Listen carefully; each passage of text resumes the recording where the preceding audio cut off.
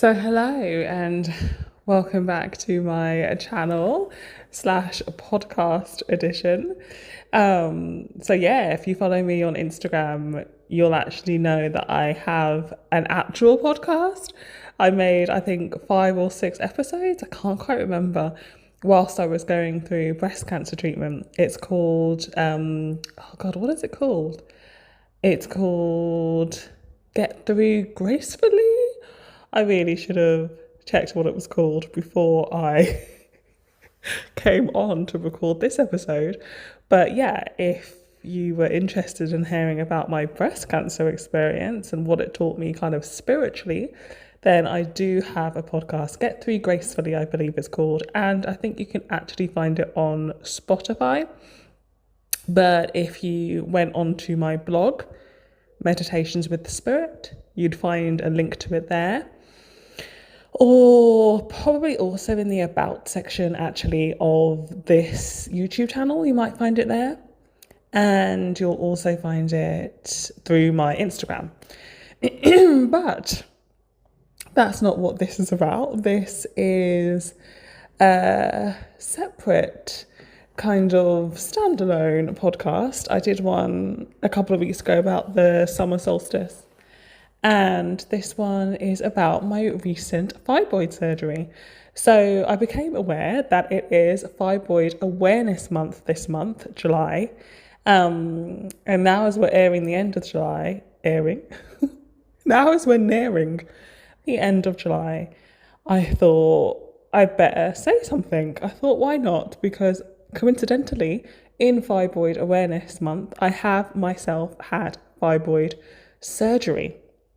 So if you are really close to me, a really close friend, family member, then you probably know that I have had fibroids and have been on a waiting list to remove them for just over a year up until when I had surgery. So I went on the wait list March 2024 and I had the surgery on July the 11th, 2025. So yeah, March, April, May, June, July. So a year and 4 months, basically, I waited.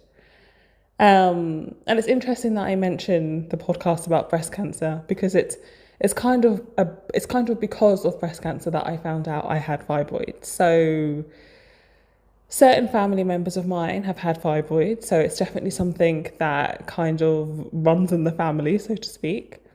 And it's something that kind of runs throughout womankind, right? The statistics are that 70% of all women will have fibroids at some point in their life, one or more. And 80% of women from like an Afro-Caribbean, South Asian, I believe, background, 80% of those women will have fibroids. So it's definitely a women-wide issue. Most women, right? 70% of all women, regardless of race, will have fibroids at some point in time in their life. So most women will. But it's not something that's necessarily discussed much, and that's because they're really only dealt with when they cause a problem. So you could have them and have no clue that you have them because they're not actually causing any symptoms or any issues. But for some women, they do cause issues with periods, issues with fertility, issues with having a bulky expanded uterus and therefore having a bulky expanded tummy, problems with other organs around the area that they're pressing on. You know, they can be quite destructive in many ways, quite destructive to quality of life. So I found out I had them because I went on a certain medication after going through breast cancer treatment. That medication led to abnormal bleeding, vaginal bleeding. And in investigating that, it was found that I had fibroids.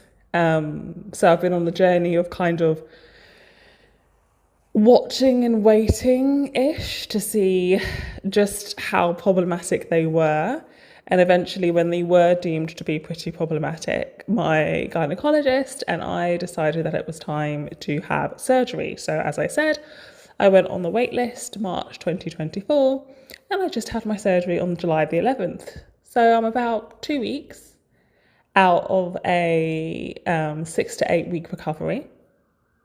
And yeah, my second surgery, I had my first for the breast cancer in 2020 when I was 36, maybe. I think I just turned 36, or actually, I think I might have just turned 35. I cannot remember.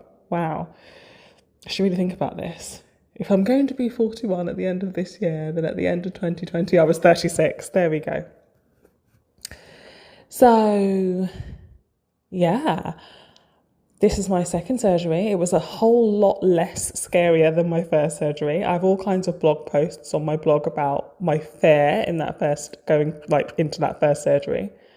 There was none of that for this, really. It was definitely daunting. It was definitely scary when I was sat there on the operating table waiting for my general anaesthetics to kick in. It's definitely a scary experience, definitely. But it was nowhere near as terrifying as the first time round because I knew what to expect. But recovery has been way harder than the lumpectomy that I had. And that's because the surgery is in the core area, right? It's in your abdominal pelvic area. It's abdominal surgery. And your core is responsible for so much, right? Getting up, sitting down, moving around, standing, sneezing, coughing, going to the toilet. The importance of the core, like, knows no bounds. Super important. And I was aware of that going in because I've been doing yoga for a very long time. I've been practicing yoga for about 10 years now. I also did Pilates before that, and both have a real emphasis on kind of core strengthening. So when I woke up after surgery and I felt no strength in my core, it was the most bizarre feeling ever. That first getting out of bed and standing up was so difficult to do. But then you know what? My yoga training really kicked in. I'm strengthening my core on a day-to-day basis in safe ways with the help of a Yoga with Joy, I think it's called. Yoga with Joy YouTube channel has a series of incredibly gentle, perfect exercises going from week 1 to week 12 after abdominal surgery like I had. And so working to kind of subtly strengthen the core again has been amazing because, 2 weeks on and I'm feeling much better. But it's definitely a slow recovery. It's a 6 to 8 week recovery. I've been given 8 weeks off work, and I think I will need all of those 8 weeks to feel ready to actually go back and engage in my normal everyday to-day life. I have been walking every single day, which is really important after surgery. So mostly walking around my house, then walking around my building, and then just yesterday started walking around the block in the outside world. So I'm deep in recovery, and there's so many gifts that recovery can give you, but recovery is hard, right? Recovery gives you the gift of time to focus on your body and heal, but it also gives you the gift of time to think. All the things you may not want to think about and that you can get away with not thinking about because you're busy at work and busy and busy in your everyday life. Suddenly when you stop and your focus becomes as small as walking up and down your flat, it also gives you the chance to maybe process things that you hadn't processed before. And that can be scary, right? It takes a while to shift gears. Sorry, excuse me, bit of a cough there. It takes a while to shift gears from being on, focused on the outside world to then bringing your focus into the inside world, right? Into your inner world. And I'm skilled at inner world focus. I have been, like I said, practicing yoga for like 10 years, which really helps with that. But I've also been a tarot reader now for 10 years. I've also been indulging in my psychic mediumship ability for the last 10 years or so-ish. can't even remember now when I started to allow myself to develop these gifts. I've also been writing a lot. You'll know if you follow my YouTube channel, so what this is going to come out on, you'll know that I've been focusing on my writing a lot these last couple of years. I did a creative writing master's, 10 years ago, 2015.